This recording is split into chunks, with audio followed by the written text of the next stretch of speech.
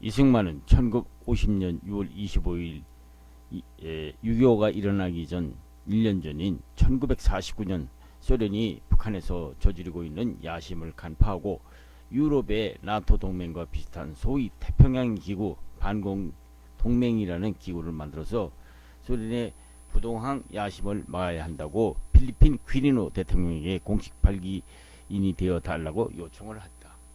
물론 그의 그 주장을 관철하기 위해서 대만에서 군토 중래를 꿈꾸고 있는 장개석 총통을 대통령 별장이 있는 시내로부터 불러들여서 이 문제를 토의한다. 이렇게 되자 필리핀의 퀴리노 대통령이 인도의 네루 수상과 마카오에서 만나 한국 방위가 아닌 동남아시아 방위 문제를 논의하기로 했다. 이 자리에서 인도 수상 네루는 동남아 동맹은 찬성을 하지만은 제안자인 한국을 제외시키자면서 미국의 의사를 타진한다.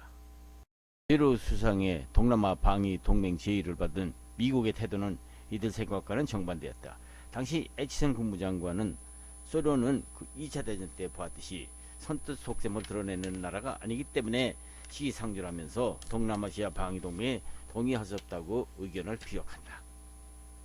이렇게 이승만의 유럽의 나토에 상당하는 태평양지구 방공동맹 결성 제의는 5년간 신택 통치를 해야 한다는 국제 여론에 걸맞게 묵살당하고 만다. 문제는 미국이 보는 소련관이었다. 1949년 5월 워싱턴의 지시를 받은 주한 미국 대사 무초는 남한에 잔류하고 있는 1만 5천 명의 미군을 철수할 것이라고 이승만에게 통보한다. 아울러 무초는 이승만에게 혹시 공산주의자들이 한국과 미국 사이에 불화가 생겨서 철수하는 것으로 착각하지 않도록 미국의 철수 계획에 대해서 한국이 동의한다는 성명서를 발표해달라고 이승만에게 요청한다. 이 자리에서 이승만은 무초 대사에게 무초 대사, 미국군이 한국에서 철수하든 말든 미국의 자유의사요. 내가 트루맨 미국 대통령에게 요구하는 것은 철수를 하되 한국의 안전만큼은 보장해 줘야 될 것 아니오? 하고 무초에게 반문한다. 무초 대사는 순순히 미국 정책에 순응할 줄 알았던 이승만의 태도에 당황한다. 카카, 안전 보장이라니요? 하고 되묻는다.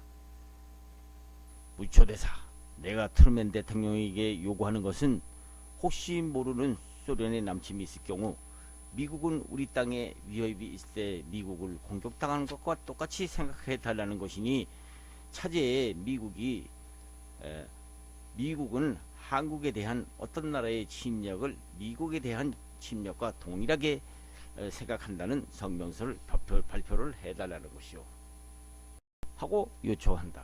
그러나 이승만의 요구는 미국 정부 측에서 자기들끼리 갑론을박한 결과 그와 같은 성명서는 미국 정부로부터 나오지 않았고 예정대로 철수 결정이 일방적으로 내려진다.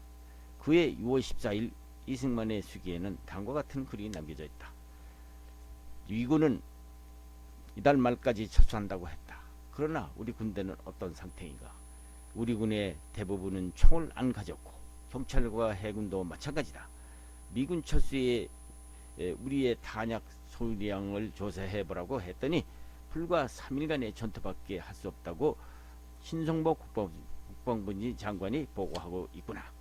대책은 이 사실을 미국 친구들에게 알려서 협조를 구하는 수밖에 없다.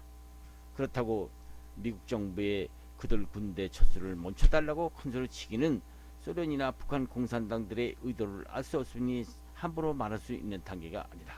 아, 답답하군. 그러나 이대로 두고 볼 수는 없지. 1949년 9월 30일 에치슨 국무장관에게 한국과 그 주변 정세에 관한 서신 형태로 작성 미국 정부의 이승만이 발송한다. 에치슨 장관에게 소련을 믿어서는 안 됩니다. 나는 공산주의자들의 습성을 잘 압니다. 우선 그들 사상 선전이 들여먹힌다고 생각하면은 공산주의 선동자들에게 아낌없이 자금과 무기 및 선전 문서 등을 지원, 상대 국민의 내부 분열을 획책한다는 것입니다. 그들은 그 수단으로 테러, 살인, 방화 등을 수단과 방법을 가리지 않는 것입니다. 반면에 우리 한국의 지도자들은 미국이 도와주지 않는 한 어디에다 하소연을 할 데가 없습니다. 우리 한국 지도자들은 이러한 위험 속에서 중국의 현 사태를 주의 깊게 보고 있습니다. 미국의 도움에도 불구하고 중국은 완전히 공산화되고 있지 않습니까? 미국은 왜 이 나라에서 철수하는지 그것을 말씀해 주십시오. 나 이승만은 미국이 지금 중국에서 당하고 있는 꼴은 단적으로 지적하자면 미안한 말씀이지만 세계 최강국 미국이 별 볼 일 없는 중국 공산당에게 패전당하는 국가로 보여진다는 사실입니다. 만약 미국이 이대로 나간다면 우리 자유세계의 사람들의 생명과 재산은 그들의 밥이 되고 말 것입니다. 이 사안이야말로 당시 북한 공산정권이 38선에서 저지르고 있는 북한 인민군들과 충돌과 갈등에 대한 경계를 표현한 것이다. 미군은 예정대로 철수하면서 한국 경비대에 무기를 남겨둔다는 것이 그것도 38선에서 적어도 3마일 후방에 주둔해야 한다는 조건을 걸은 것이다. 지금은 휴전선 저쪽이지만 개성만 해도 송악산 같은 요충지에 진지를 만들지 못하고 개성에서 3마일 떨어진 벌판에 방어진지를 구축할 정도였다. 미군이 철수하자 1949년 3월 박격포를 쏘아대면서 38 이남 깊숙이 침투했다가 한국 경비대의 반격으로 물러가는 사건이 벌어졌다. 그런데 아이러니컬한 것은 이 사건이 있던 날 다음날 무초대사가 경무대를 방문 남한군이 38선 이남 3마일 선을 지켜지지 않았기 때문에 북한군이 이렇게 한 것이라면서 엉뚱한 항의서를 경무대에 내놓고 간 것이다. 미국의 이런 태도를 감지한 북한은 1949년 초가을 무려 4천여 명이나 되는 북한군을 황해도 38선 옹진 반도로 급습했다. 문제는 철수된 후 미 고문단이었다. 500여 명이나 되는 미 고문단의 의견은 옹진 반도는 전략적 가치가 없으니 차제에 공산당에게 넘겨주자고 하는 의견이 있었던 것이다. 대통령 이승만은 조금 전까지만 해도 미국에 대해서 관망만 하고 있었으나 이번에는 가만히 있질 않았다.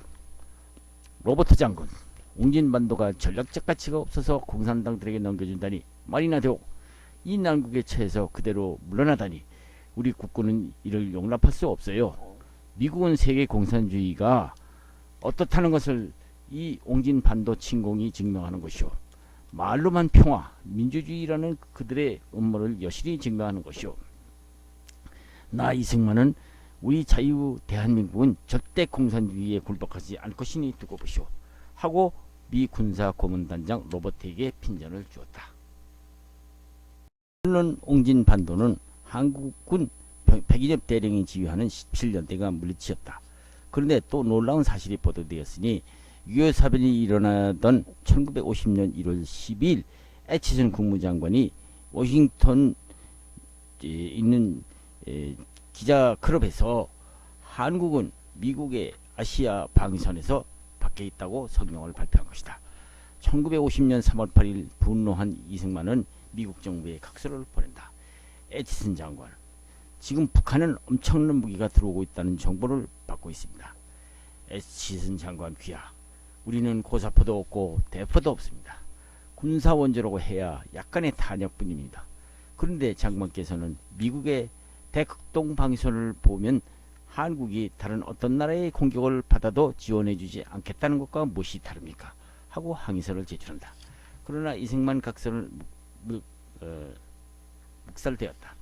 오히려 미국 정부는 이승만이 엉뚱한 짓을 할지 모르니 미국은 한국에 대하여 매 해계년대의 군사 원조를 1,000만 달러로 제한한다고 전명하고 그것도 그 사용은 중화기가 아니라 경무기로 제한한다고 발표했다. 이승만은 이 처사를 보고 미국 고문단장 로버트에게, 로버트 장군, 내가 들으니 북쪽에는 탱크가 반입되고 있다는데 우리도 무장해야 되지 않겠소? 하고 묻는다. 로버트 왈, 각하, 아시아에는 어느새 어느 나라라고 탱크를 중무장한 나라가 없어요. 북한의 탱크설은 잘못된 정보입니다. 하는 것이었다. 결국 미 군사고문단이 내린 결론은 대한민국 국군의 군장비는 남한내 준동하는 소위 빠지선 진압에 적합하도록 준비되고 있었다는 것이다. 이 사이 북한에서는 어떤 일이 벌어지고 있었던가? 북한 수상 김일성이 모스크바를 방문하고 있는가 하면 압록강 철교에는 중국 모택동군의 정예부대로 알려진 팔로군 소속 조선족 군인들이 추록이 연실 건너오고 있었고, 남한 내에서는 제주도와 여수 순천에서 공산주의에 물든 한국군이 내부의 반란 사건으로 어수선한 데다가 북한은 연일 평화통일 선전을 하면서 민족 지도자 종만식과 간첩으로 잡힌 김성룡과 맞교환하자는 것을 주장하는 방송을 계속 평화공세를 취하고 있었던 것이다.